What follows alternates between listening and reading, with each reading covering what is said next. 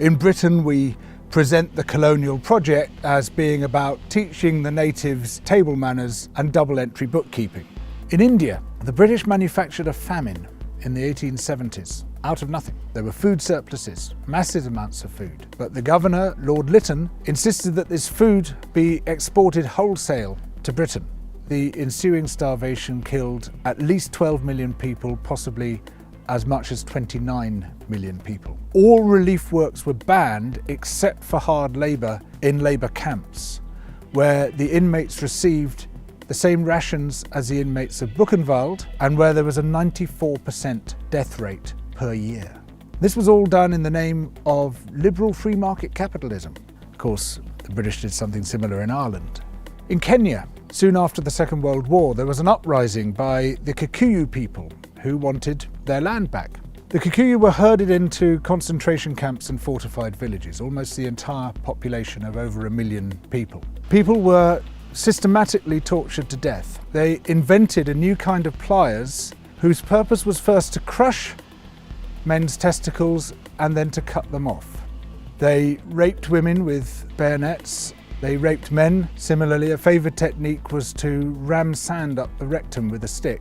Sometimes they were rolled up in barbed wire and kicked around the compound until they bled to death. Some of the British soldiers boasted about this. This is within living memory. The colonial secretary lied about it. The papers documenting it were burnt.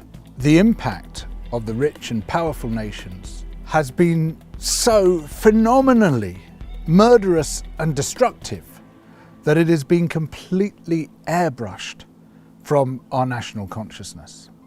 In order to justify the land-grabbing colonial projects, you had to create an ideology. We, the Europeans or the Americans, have come to rescue the rest of the world from its depravity and backwardness. But in order to do that, you have to be able to demonstrate that the rest of the world is depraved and backward. From this arose the racism that is still with us today. It was a necessary component of the colonial project. Some people might claim, well, okay, we broke a few eggs to make this omelette. It's as if all those human beings were eggs. But look at the omelette, isn't it fantastic? Look, we've made this fantastic omelette. Forget about all that unpleasant stuff and let's just celebrate where we are.